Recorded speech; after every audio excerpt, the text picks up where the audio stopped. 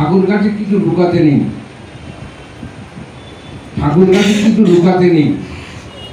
ঠাকুর কাছে কিছু যেন লুকাই, যিনি আমাদের সব চালক, যিনি আমাদের পরিচালনা করছেন, তিনি কিন্তু উন্মুক্ত হন না। কারণ ঠাকুরকে পেতে হলে তাকে সব কিছু জানাতে হয়, অন্তরের সঙ্গে জানাতে হয়। যখনই আপনি অন্তরের সঙ্গে জানাবেন, তখনই তিনি প্রকট হয়ে যাবেন। এর পরে আর কোনো কথা হবে না। আমি লুকিয়ে চুরি মানে করবো, ঠাকুরকে ভালোবাসি, অথচ আমি ঠাকুরকে না জানিয়ে করছি, এটা খুব খারাপ। তাহলে আমাকে জানিয়ে করতে হবে। যখনই তিনি জানাবেন, তখন তিনি প্রকট হবেন। তো যাই হোক, এইভাবে আমরা নিত্য নৈমিত্তিক চলে আসছি, জগতের মানুষ চলে আসছে। তা আচার্যদেব বলছেন যে ঠাকুরের কথা, তখন দেওঘরে বহু লোক তো আসে, ঠাকুরের কাছে আসে, বহু রকম সমস্যা নিয়ে আসে। তা এক দাদা ওই আসে, ঠাকুরের কাছে আসে, এসে কিছু একটা নিয়ে এসে বলে, ঠাকুর এটা আমি আনলাম। তখন ঠাকুর মুখের দিকে তাকিয়ে বলেন, এটা তাহলে বড় মার কাছে দিয়ে আয়। বড় মার কাছে দিয়ে আসলো, গিয়ে ঠাকুর কাছে চুপচাপ বসে থাকে, তার কোনো কাজ নেই, শুধু ঠাকুরের কাছে বসে থাকে। তার মনের কোনো অভিব্যক্তি ঠাকুরকে জানে না। মানুষ ঠাকুর কাছে বসে থাকে কেন? কিছু চাওয়া পাওয়ার থাকতে পারে, কিন্তু সে কিছু চায় না, সে শুধু বসেই থাকে। বসে থাকাটা একটা অলৌকিক। একটা লোক শুধু ঠাকুর সামনে বসে থাকে, হ্যাঁ না কিছুই করে না। তা একদিন দাদা আচার্যের দাদা, বর্তমানে আচার্যের বাবা অশোকদা আর আমাদের দুলাল মজুমদার, এরা ঠাকুরই সবসময় পাশে যান। আমি বইয়ের কথা বলছি, মানে এই যে আলোচনা পত্রিকার কথা দিয়েছেন আর কি। তা বলছেন ঠাকুর আছেন। এখন দুলালদা বলছেন আচার্যদেবকে, পুরাতন আচার্যদেবকে বলছেন যে এখানে বসে থাকে কেন, ওঠে না কেন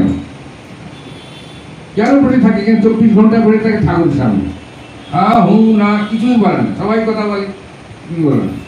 ঠাকুর বলছেন, এই তখন দাদা বলছেন, যিনি রক্ষাকর্তা তিনি ওকে রক্ষা করছেন। আপনি আমি কে দেখেন না কি হয়? তবে আচার্যদেব সবই জানেন। কিছুদিন পর ঠাকুর আচার্যদেবকে বলছেন, তুই একটা শাড়ি নিয়ে আনতো। আচার্যদেবের কথা, ঠাকুরের কথা বলার সময় ক্যারি আউট করতে হবে। ঠাকুর যা বলবেন সঙ্গে সঙ্গে বিনা দ্বিধায়, বিনা ওজনে, বিনা আপত্তিতে করতে হবে, তবেই সে একটু খাটি হয় না।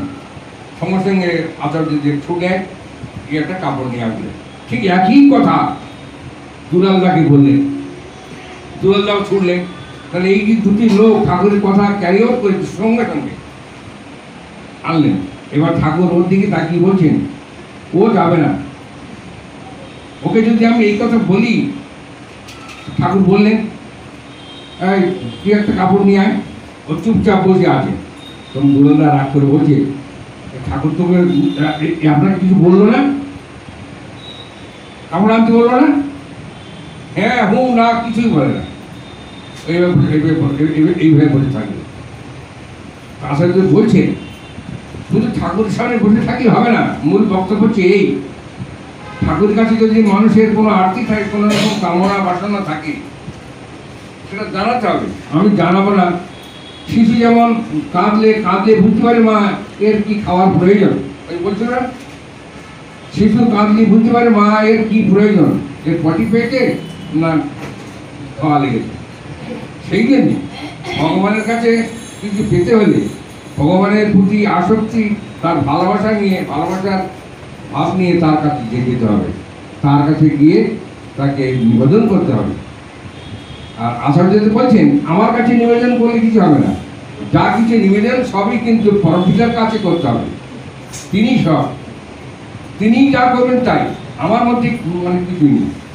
তিনি যা বলাচ্ছে না, আমি তাই বলেছি। এই জগৎ সংসারে এইটাই নিয়ম। যাই হোক, আর বেশি কিছু যাবো না, সময় হয়ে গেছে। এখানে যারা